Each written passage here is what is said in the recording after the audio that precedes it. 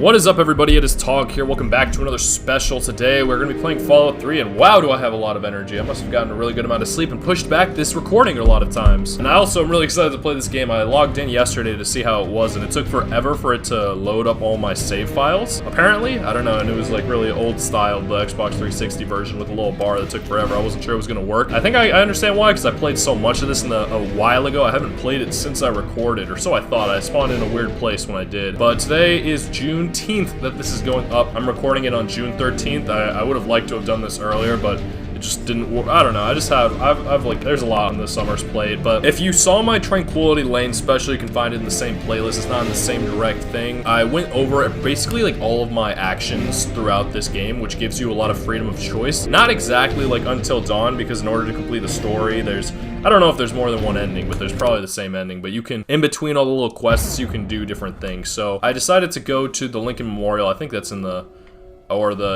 Washington Monument as well. I haven't played this game in a while, like I said, but this place is empty. It used to be occupied by slavers, which is a bit ironic because, you know, Lincoln did so much to free the slaves in that time, back in the 1800s, I believe, and maybe before that as well. And it's a little bit testament. It's not what's the, I don't want to say defiled. I don't know. It's like it's not very it's been treated pretty poorly. So what we're gonna do today is we're gonna read that, and we're gonna read that.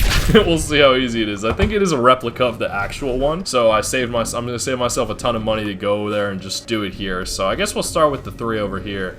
I don't know exactly what it is, but if you don't know what Juneteenth is celebrating, I think it's a national holiday now. It's not when the Emancipation Proclamation was signed, which was something that was saying it was during the war. So it's kind of like the Declaration of Independence, where they declared independence before the war was completed. Like, we are an independent nation, and when we win, we're going to enforce it. So Lincoln kind of did something similar, where he signed a proclamation of emancipating, which is like a way to free it. It's used more commonly now when children who are not quite 18 want to be freed from their parents' rule, if they have parents that don't treat them well or something like that, or are neglecting them, things like that, and they're old enough to be helped in their own way. So that was signed during the Civil War, but you know, there wasn't the internet back then, so it took a lot longer for things to get passed, so people to hear the news. So eventually, and it ended in Texas. Like, that was where the last slave was freed on June 19th. There was a bunch of problems after that. Segregation was still a problem for a really long time, as well as racism, and even to this day, there probably is a decent amount. Hopefully, it just continues getting lesser and lesser, especially in a country as diverse as the United States. This game takes place in DC, if you didn't know where this stuff was, a post-apocalyptic version of it. But during my game, I mentioned in Tranquility Lane that there are slaves in this world as well. Like, it's a problem, and it probably happens in other parts of the world, I've heard. I remember Cal Corber, one of my favorite players growing up, because I was a Hawks fan. That was like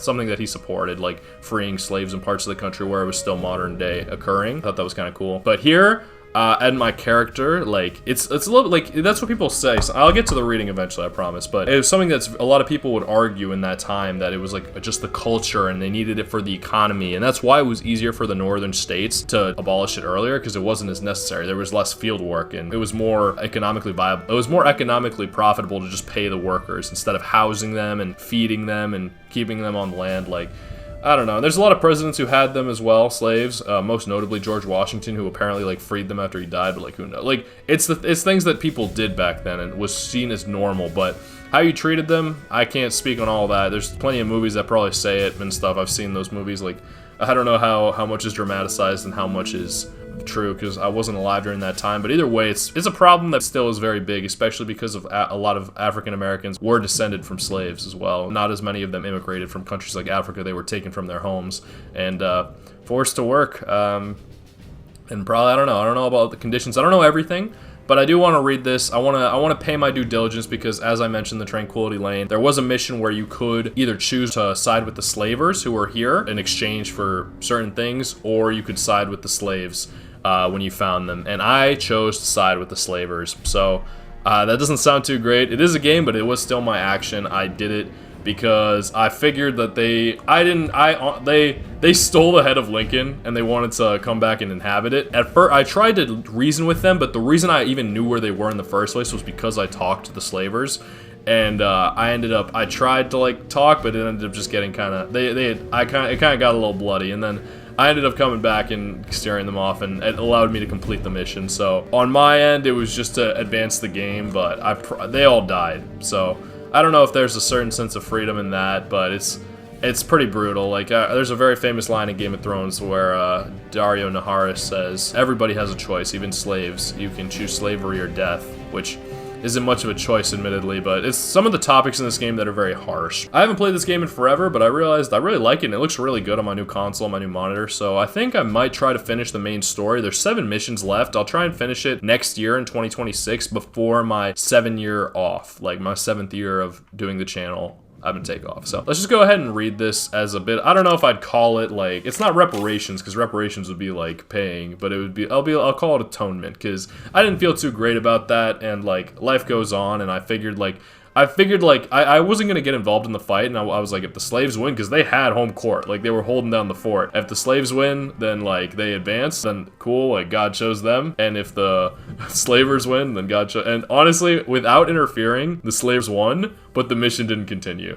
So I didn't get the completion. I didn't get the experience. So I restarted it and I helped, and it didn't feel great, but life goes on. So I don't know exactly what these are. I can't jump. Can I jump? Yeah, I can. Cool. How do I can't even remember how to play exactly. So let's go ahead and read this real quick and see how long it takes. Hopefully it's not longer than 20 minutes. Fellow countrymen, at this second appearing to take the oath of the presidential office, there is less occasion for an extended address than there was at the first. Then, a statement somewhat in detail of a course to be pursued seemed fitting and proper now at the expiration of 4 years during which public declarations have been constantly called forth on every point and phase of the great contest which still absorbs the attention and engrosses the energies of the nation. Little that is new could be presented. The progress of our arms, upon which all else chiefly depends, is as well known to the public as to myself, and it is, I trust, reasonably satisfactory and encouraging to all, with high hope for the future. No prediction in regard to it is ventured. On the occasion corresponding to the 4 years ago, all thoughts were anxiously directed to an impeding civil war. So I think this is after the Civil War. All dreaded it. All sought to avert it. While the inaugural address was being delivered from this place, devoted altogether to saving the Union without war. Insurgent agents were in the city seeking to destroy it without war seeking, to dissolve the Union and divide effects by negotiation. Both parties deprecated war. I'm guessing that means they don't want war. But one of them would make war rather than let the nation survive, and the other would accept war rather than let it perish.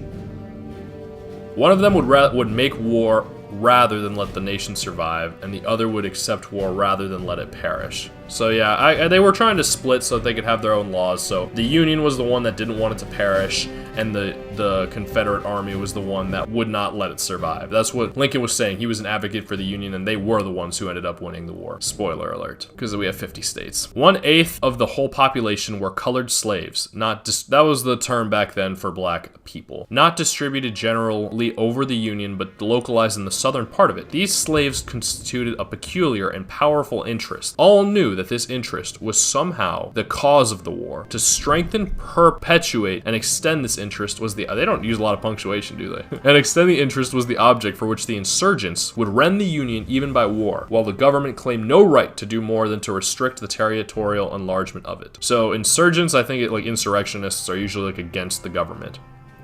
But they're like military, usually. They like are fighting it. They would rend the Union. I don't know what that word means, rend. Even by war. I guess move it by war, while the government claimed no right to do more than to restrict the territorial enlargement of it. So they didn't want the South to get any larger. Neither party expected for the war. Yeah, because that was the time when the US was growing. So like, as the new states came on, are they part of the South? Are they part of the North? Neither party expected for the war the magnitude or the duration which it has already attained. Neither anticipated that the cause of the conflict might cease with or even before the conflict itself should cease.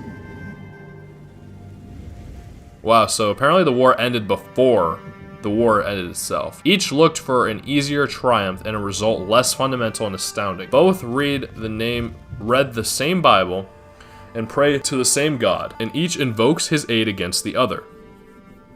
Each one asks God and reads the same Bible to help them against the other person. Which, that's the big thing my mom would say about like how everybody in sports is praying for either side. This is much more drastic than sports, but it has a similar idea of like which one side wins, one side loses at the end of the day. It may seem strange that any men should dare to ask a God's assistance in wringing their bread from the sweat of other men's faces. But let us judge not, that we be not judged.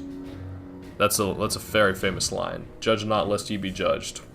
but there's a lot more to it, I think, and there's a lot of context you have to read when you read the Bible. People love using verses, and I'm not saying that's a bad use of it. I'm just saying it's good to read a lot of the chapter instead of just the words. The prayers of both could not be answered. That of neither has been answered fully. The Almighty has his own purposes. Woe unto the world because of offenses, for it must needs be that offenses come. Woe unto the world because of offenses, for it must needs be that offenses come. Because I guess woe to the world because they're the reason for the reason that these offenses arrive. But woe to the man by whom the offense cometh. So the woe has to come, but woe to the man who causes it. This is gonna be tough to read, but I guess it's probably one of the most vital, so I'll read it. I'll read it looking up like this. If we shall suppose that American slavery is one of those offenses which in the providence of God must needs come, but which having continued through his appointed time, he now wills to remove, and that he gives to both North and South this terrible war as the woe due to those by whom the offense came shall be discerned therein. And I guess he's not taking any responsibility for that, but I guess he did come into it. He's not the one who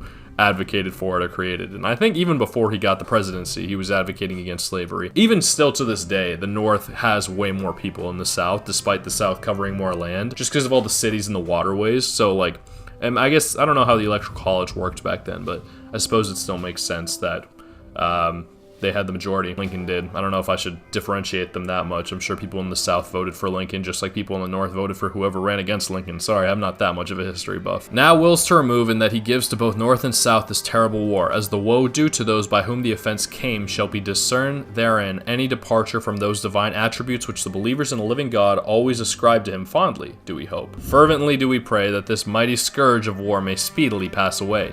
Yet, if God wills that it continue until all the wealth piled by the bondsman's 250 years of unrequited toil shall be sunk, and until every drop of blood drawn from the lash shall be paid by another drawn with the sword, as was said 3,000 years ago, so still must it be said. The judgments of the Lord are true and righteous altogether. I do very wholeheartedly agree with that statement.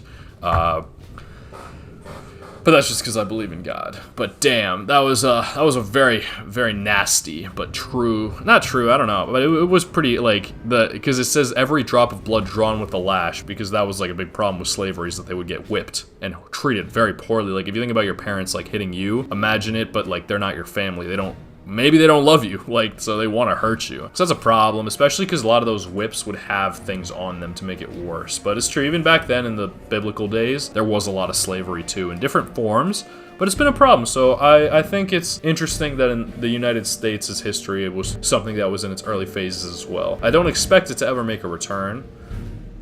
So we'll see what the future holds, because there's plenty of problems altogether, but I think this one was solved, even if it was via war. So I'm going to read that one last time. So he first asked that this mighty scourge of war may speedily pass away, yet if God wills that it continue until all the wealth, piled by the bondsman's 250 years of unrequited toil, shall be sunk, and until every drop of blood drawn with the lash shall be paid by another drawn with the sword, as was said 3,000 years ago, so still it must be said that judgments of the Lord are true and righteous altogether. It's kind of brutal to think about how back then people used swords to fight more than they used guns, because, you know, gunshots sound pretty painful, but like those cuts, dang, you see some of those, like those slashes and stuff, like depends where you get your where you see that stuff. With malice toward none with charity, for all with firmness in the right as God gives us to see the right, let us strive on to finish the work we are in, to bind up the nation's wounds, to care for him who shall have borne the battle, and for his widow and his orphan, to do all which may achieve and cherish a just and lasting peace among ourselves and with all nations. So this is a call to peace after acknowledging everything that has happened. I really like that. So to borne the battle, and for his widow and his orphan. So like for the women who lost husbands and the children who lost fathers, because back then women did not fight in war. I don't know how much do now, but they are definitely allowed to now. To see the right, let us strive on to finish the work we are in, to bind up the nation's wounds, to care for him who shall have borne the battle. So he's asking God to help us, if he sees it right, gives us to see the right, to let us continue on and help wound up all those who were hurt. So yeah, I'm pretty sure if I had helped the slaves, they would have put the head back on him. I felt a little weird about doing that. I thought, like, once the head is, like, just because I don't know, maybe Lincoln could have been like an embodiment of Jesus, I guess, but I just think the idea of like putting your head back on after it's been cut, kind of like that, I think that kind of puts am really close to God. And I know it's like controversial because a lot of people's trouble with Christianity is us putting us, I say us as in me and my I'm a Catholic, but Christians overall like believe that Jesus rose from the dead, and people put him at like say that he is God and is created by God, which sounds blasphemous to some cultures who believe that God is above all humans, which I also believe, but I just believe that if he is all powerful and all, like, why shouldn't he be able to put himself in human form? And whatever. It's a little bit more complicated, but this, I do know what this is. This is the Gettysburg Address, because the 407 years ago, which I think is like 4,007, no, 407?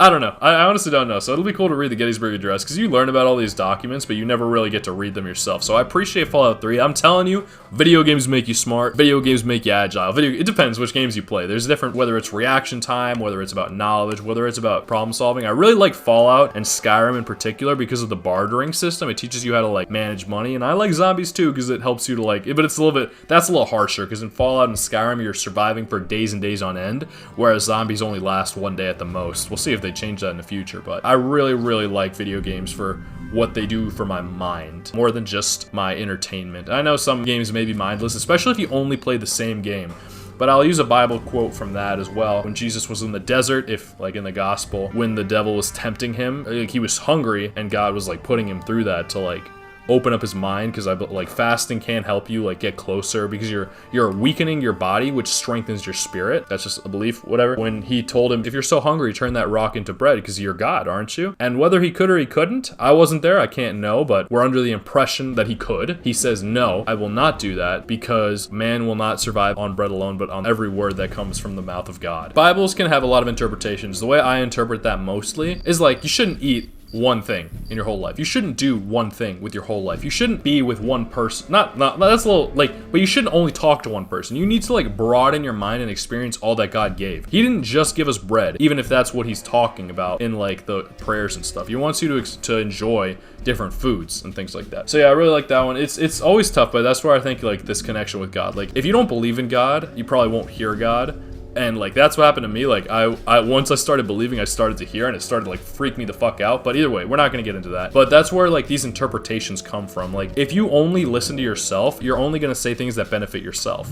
And that's where I like, you can't hear everything perfectly, but that's how I interpret it, and that's where I've come to understand it. So the way I'm passing it on to you guys and gals, where I'm preaching a little bit here, is play more than one type of game. I know Fortnite's really fun and it's free and whatever, but like if it's the only game you're playing, I don't know, maybe try a different game every now and then. Even if you're trying to go pro or something, like you keep playing it, but maybe you try to play some other games too to expand, to learn from them instead of, I don't know, just it's not all about money and wealth and work and stuff. And that's in the Bible as well. So let's go ahead and go through this Gettysburg Address, and we are going to keep this around 20-25 minutes. We'll see. I'm going to edit it. Hopefully I can finish this in 6 days. But I should. I'm fast as fuck now. Excuse my profanity. I wouldn't be able to do that if I was president, but good thing I'm not, and I never will be. 407 years ago, our fathers brought forth on this continent a new nation conceived in liberty and dedication to the proposition that all men are created equal. Now, we are engaged in a great civil war testing whether that nation or any nation so conceived and so dedicated can long endure. We are met on a great battlefield of that war. We have come to dedicate a portion of that field as a final resting place for those who here gave their lives, that that nation might live. It is altogether fitting and proper that we should do this, but in a larger sense we cannot dedicate, we cannot consecrate, we cannot hallow this ground. The brave men living and dead who struggled here have consecrated it for above our poor power to add or detract the world will little note for long remember what we say here, but it can never forget what they did here. It is for us, the living, rather to be dedicated here to the unfinished work which they who fought here have thus far so nobly advanced. It is rather for us to be here dedicated to the great task remaining before us, that from these honored dead we take increased devotion to that cause for which they gave the last full measure of devotion, that we here highly resolve that these dead shall not have died in vain, that this nation under God shall have a new birth of freedom, and that government of the people, by the people, for the people, shall not perish from the earth. So yeah, honestly, even though I did do the mission, nobody's here now except for this. Let's go ahead and not blow ourselves up before finishing this, because they left traps to make sure you couldn't break in. I was not strong enough to beat them. Like the slavers, I could not beat them. Like every time I got in any fights with them, I would die. Eventually, I had to like just talk to them and be friendly, and I don't know. It's It's a complicated thing. They used to live here. They don't anymore. And I'm guessing if I had done the Hannibal Hamlin thing, they'd be here. And I don't know. I don't know what it looks like if they put the head back on. But if you want to get this game, I think it'll probably be a little cheaper than it was. I used to play it as part of the Game Pass until they removed it. So I bought it for like 15 bucks because it was that good of a game. I talk about that in my Tranquility Lane playthrough. How do I put my weapon away? I don't even know if I can. There we go. So yeah, that's all I gotta say about that. It was pretty cool seeing the Gettysburg Address. That was a very famous battle. It's been a long time since I've studied history, but it's there, and the world goes on here and now, despite more war ravishing the land. Yeah. So I think I said what I needed to say. I'm guessing he said that at Gettysburg after the battle in honor of the men who died, because it's true. In wars, the presidents aren't usually the ones who die unless they were assassinated for any reason. It's usually the people, the soldiers. So yeah, it's pretty tough. It's pretty tough, but I'm just thinking about, like, cause I oftentimes associate my, if you watch Squid Game, there's those three. They sometimes ask you what you think you'd be if you'd be the manager, the square, or the soldier, the triangle, or the worker, the circle. And I honestly think, like, in another life, like, maybe I probably would end up being a soldier. I just think it would be, like, something that ends up my way. So, like, I've always been very reflective about people who die in war. Like, every time I pass by, like, a monument or, like, a graveyard where soldiers are buried, I always try to, like, pay my respects and think about it. Because I think in another life, if I wasn't born into, like, the privilege that I have, I don't know, maybe and the privilege, even just living in a country that's not ravished by war, like, maybe my life would be cut a lot short. So I'm grateful to not have had that. But if I had, like, it's just sometimes, like, there's a lot of times where, like, there's stuff I don't like about my life, but there's a lot of stuff that I do. So if there's stuff about your life that you don't like, try to focus on the things you do and put all of your efforts into that, and try to learn from the things that you don't like. And if you ever get to the point where you end up having children, try to do what you can to make sure that your children don't have to deal with the things that you didn't like about life. There will definitely be things that they have to deal with anyway, but it's just something to think about, just something to be very thoughtful of. So I do think I'm gonna play the rest of this game. There's a couple of missions still to go. Let me see. I think the next one is the Waters of Life. So I've done a ton of missions in between. I did, like, it's like that where you do all the side missions first, because I wanted to like experience the game before going there. But apparently there's 7 left. I think I'm gonna oh, that's very convenient. 103. I think I'm gonna upload the first one of 7 on January 3rd. The next one will be January 31st, and then after that there will be 5 more throughout. But it's gonna be pretty heavy 2026 in terms of uploads, but they're all gonna be so good, in my opinion. But yeah, on that note, it's been Tog. I hope you enjoy your night, evening, morning, whatever it is that you're doing. Think about your history, even if it wasn't one of your favorite topics in class. There's history happening in the past 20 years too, if you want to educate yourself in other ways. Like, I know the news can be a harsh place to read sometimes, but it's good to learn about what's happening in the world, even if it's not the best way to make your money. Because it's information people already know, but you can learn it better than other people, and you can teach people for it. So I hope I did that, even though I didn't do the work. I didn't write that down. I just found it and read it. So yeah, stay awesome. Peace out.